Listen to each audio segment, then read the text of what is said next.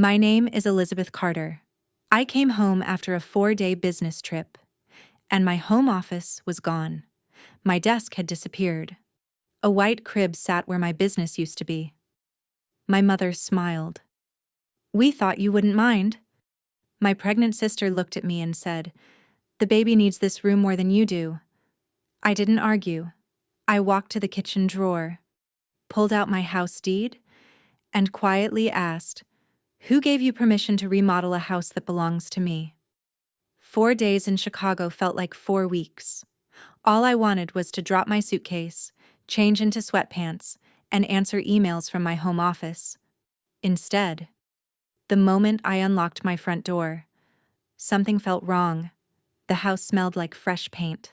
Soft lullaby music drifted down the hallway. My parents had been staying with me while Dad recovered from knee surgery. My younger sister Victoria was only supposed to stop by for dinner while I was away. That's what Mom had promised. Then I looked upstairs. A pink ribbon was tied around my office door. My stomach tightened. I slowly opened the door. For a second, I honestly thought I had walked into the wrong room. My standing desk was gone. My dual monitors had disappeared. The bookshelves I'd spent years organizing were empty. A white crib sat beneath the window. The walls were baby pink. A wooden sign above the crib read, "Baby Carter." My mother smiled proudly. "Surprise. We made Victoria a nursery." I couldn't speak. I simply stared at the room I'd built my business in. Victoria rubbed her pregnant belly. "I hope you like it. The baby deserves a peaceful space." Dad finally cleared his throat. "It's only one room, Elizabeth." Mom nodded. "You work on a laptop." Victoria smiled. "You can work anywhere." Interesting, because nobody had asked whether I wanted to. They had already decided. Standing there, I realized this wasn't really about my office. It never was. Growing up, Victoria always needed something, and somehow, I was always expected to provide it. When she wanted my bedroom before college, I moved into the basement. When her car broke down, my graduation money paid the repair bill. Mom always said the same thing. "You're the strong one." Funny. Being called strong usually meant giving something up. Then I noticed something else missing. Grandma Eleanor's oak writing desk. My heart dropped. That desk wasn't expensive, but it was priceless to me. She'd left it to me before she passed away. Inside the top drawer, she'd tucked away a handwritten note. "Build your own room in this world." I ran into the garage. The desk was shoved against the wall. Paint cans sat on top of it. I felt sick. Back inside, I looked around more carefully. This wasn't something they finished in one afternoon. Boxes of baby clothes filled the hallway. Victoria's suitcase sat beside the guest room. The closet upstairs was already packed with maternity clothes. I frowned. "How long is she staying?" Mom answered without hesitation. "Until she gets settled." Victoria quietly smiled.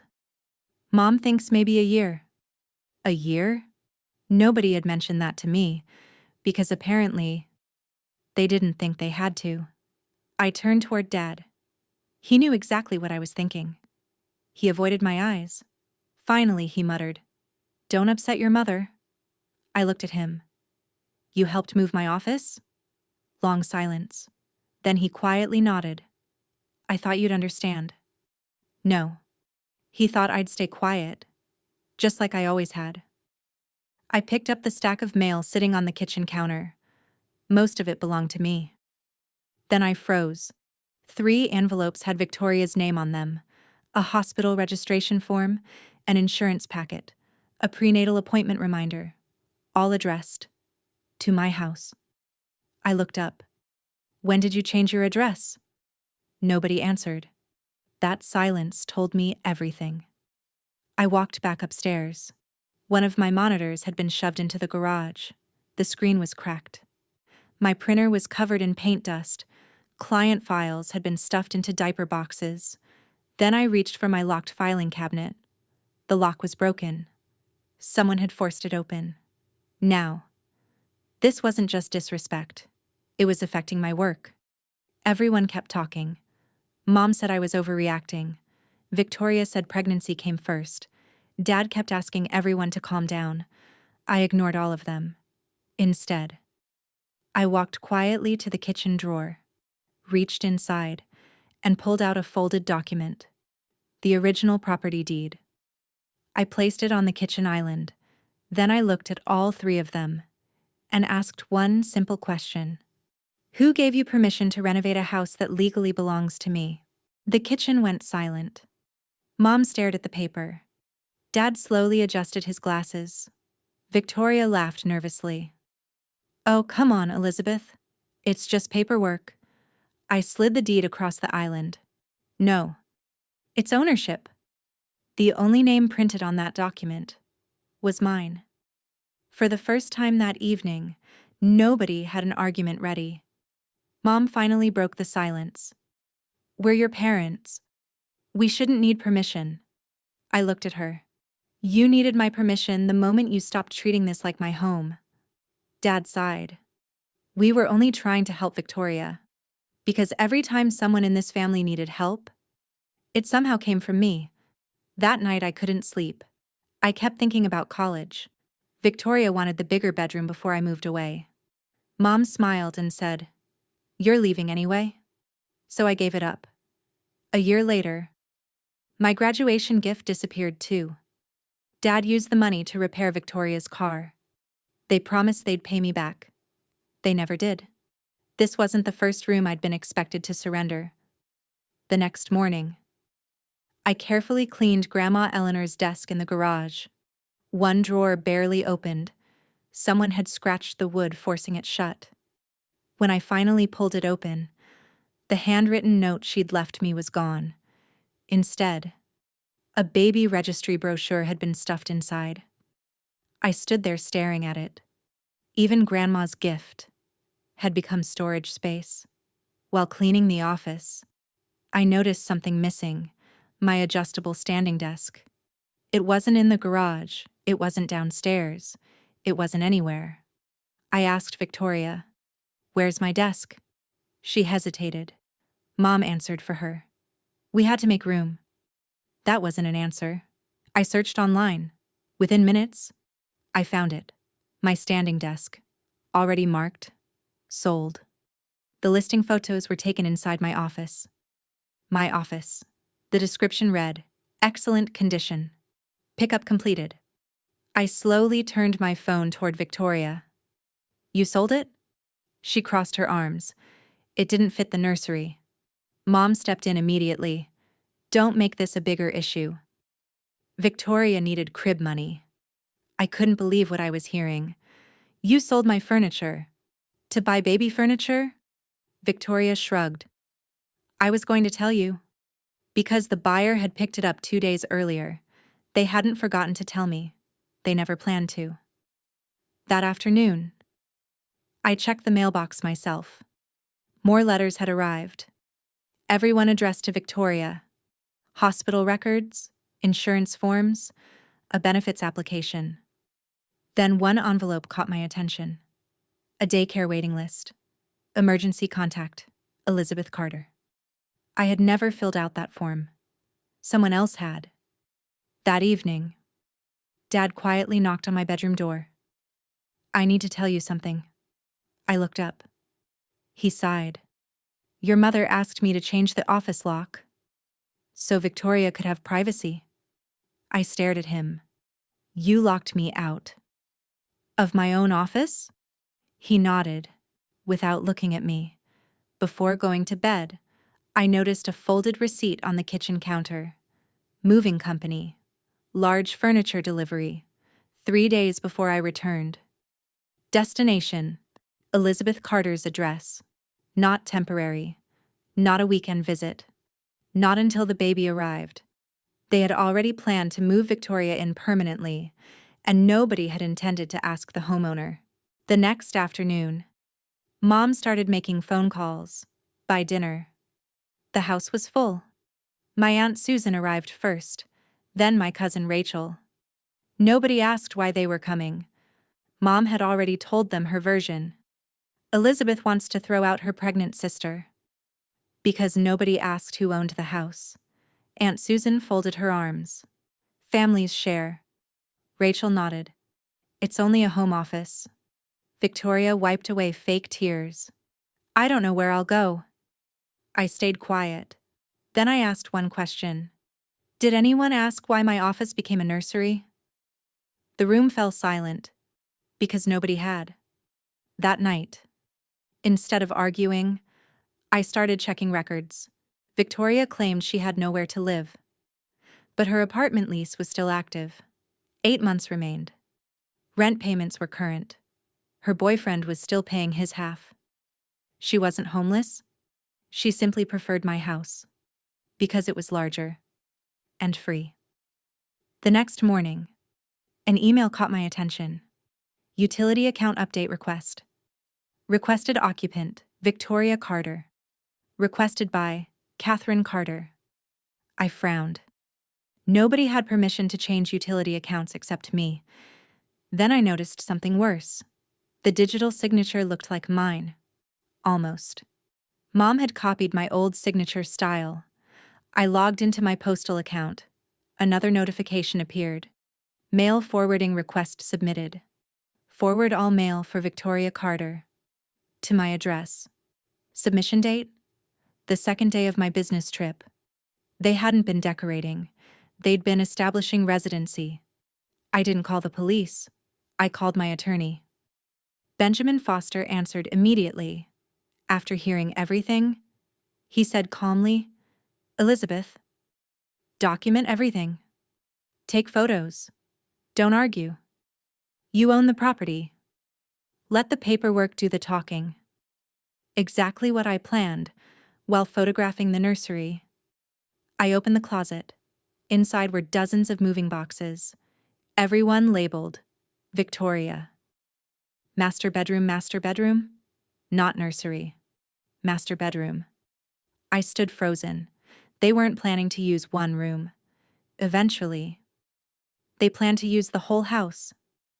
I returned to Grandma Eleanor's desk. Something inside told me to look again. I removed the bottom drawer completely. Behind it, folded tightly into the wood, was her missing note. My hands trembled. I slowly unfolded it. Build your own room in this world. Then one line I'd forgotten. And lock the door whenever someone mistakes your kindness for permission. I smiled through tears. Grandma understood long before I did. That evening, Mom followed me into the kitchen. She sighed. We honestly thought you'd give in. I looked at her. What do you mean? She answered without thinking. You always do. Silence. That single sentence explained everything. This wasn't a misunderstanding. It was a plan. Built entirely around my silence. The following morning, Benjamin emailed every document. Formal notice, property ownership, move-out deadline, key return request. I printed everything, then placed the envelope on the kitchen table. Mom looked at it. Dad slowly closed his eyes. Victoria whispered, You're really doing this? I looked at all three of them, then calmly replied, I'm not ending this family. I'm ending the assumption that my home belongs to everyone except me. I thought the legal notice would end the argument. Instead, Victoria opened Facebook. She posted a photo of her baby bump. The caption read, My own sister is throwing out a pregnant woman. Within minutes, the comments flooded in. People called me selfish, cruel, heartless. Nobody knew the whole story. I didn't argue online. I made one comment, 3 photos, the property deed, the online listing showing my standing desk had been sold, and Victoria's active apartment lease. No insults, no explanation, just evidence. Within an hour, the comments started changing. People weren't asking about me anymore. They were asking Victoria. My phone buzzed nonstop. Aunt Susan deleted her earlier comment. Rachel texted, I didn't know. Mom called 6 times. I didn't answer. Interesting. When they believed I was wrong, everyone spoke. The moment the facts appeared, nobody had much to say. Benjamin Foster met me that afternoon. Everything was done legally. The notice had been served. The lock company arrived. Every exterior lock was replaced. Every spare key was canceled. Benjamin smiled. Now the house matches the paperwork. For the first time in days, I felt safe inside my own home. Dad found me in the backyard. I should have stopped this. I nodded. You should have. He looked exhausted. I thought keeping everyone happy was easier. I looked at him. It was. For everyone except me. He couldn't argue, because it was true. The moving truck arrived 2 days later. Victoria folded baby clothes into boxes. She barely looked at me. Then she quietly asked, "Do you really want me to leave?" I answered honestly. "I want you to respect my home." Those weren't the same thing. She finally understood. Before leaving, Mom stood in my kitchen crying. "You've destroyed this family." I calmly shook my head. No. I stopped letting this family treat my home like it belonged to everyone else. She looked around the room. For the first time, she had no speech ready. That evening, the house felt strangely quiet. I carried Grandma Eleanor's oak desk back upstairs, placed it beside the window, exactly where it had always been. Then I unpacked my monitors, my files, my notebooks. The room finally started looking like mine again. As I organized the desk, I opened Grandma's note again. Her handwriting was faded, but one sentence stood out. "Build your own room in this world, then protect it without apology." I smiled. For years, I'd only remembered the first half. Now, the second half mattered even more. The next Monday, I sat at my restored desk, opened my laptop, and accepted my biggest consulting contract yet. Outside, the house was completely quiet. No arguments, no guilt. No one asking me to give up another piece of my life.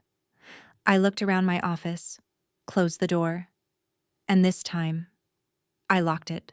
The morning after everyone left, the silence felt different.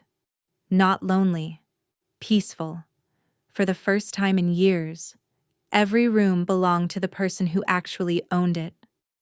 I walked upstairs, opened my office door, and smiled. The nursery was gone. My future was back. I spent the weekend putting everything back together. My monitors were replaced. New shelves went up. Fresh white paint covered the pink walls. Grandma Eleanor's oak desk stood beside the window again. I sat down, opened my laptop, and signed the biggest consulting contract of my career. Funny, the room everyone said I didn't need was the room paying every bill. 3 weeks later, my phone rang. "Victoria." I answered. Her voice was softer than I'd ever heard. "My apartment feels so small." I stayed quiet. Then she asked, "Can I store a few boxes in your garage?" I smiled sadly. "No." Long silence. Then I added, "I've finally learned the difference between helping and giving away my space." She didn't argue. She simply hung up.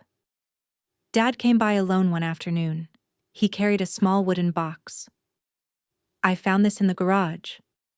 Inside was the brass drawer handle from Grandma's desk. It had fallen off when they moved it. He looked ashamed. "I should have protected your things." I nodded. "You should have." He handed me the handle. "I'm sorry, Elizabeth." This time, it sounded real. Mom called a few days later. "I still don't understand why a room mattered so much." I looked around my office. It wasn't about a room. It was about respect. "You believed my work could disappear because it happened at home." She stayed silent, then quietly whispered, "I never looked at it that way." For the first time, she finally heard me. If you've ever stopped apologizing for protecting your own peace, comment. I chose myself? That evening, I framed Grandma Eleanor's handwritten note. Instead of hiding it inside the desk, I placed it on the wall above my computer. It read, "Build your own room in this world, then lock the door when you need to." Every morning, it reminded me that boundaries aren't walls, they're promises you make to yourself. Months later, Aunt Susan invited everyone to dinner. This time, nobody argued. Nobody pressured me. Victoria brought the baby. Mom smiled carefully. Dad asked about work. It wasn't perfect. But something had changed. They finally understood. My kindness was no longer automatic. It had limits. 6 months later, my consulting business doubled. I hired my first employee, then my second. The office they tried to erase had become the headquarters of everything I'd built. Sometimes, the strongest foundation isn't concrete, it's a boundary. As everyone was leaving dinner, Mom quietly stopped me. "I really thought you'd always say yes." I smiled. "I know. That's why nobody ever asked." She lowered her eyes. Because deep down, she knew it was true. Sometimes people think a home is just walls and furniture. It isn't. A home is the one place where your choices should matter. 3 years ago, I bought that house with money I earned. 4 days away almost convinced my family it belonged to everyone, except me. My name is Elizabeth Carter. My parents believed I'd give up my home office because I'd always given up everything else. They were wrong. The nursery disappeared. The office returned. So did my future. Because they thought my home office was just another room they could take. But it was the first place I'd ever built entirely for myself. And this time, I didn't move out of my own life to make room for someone else's.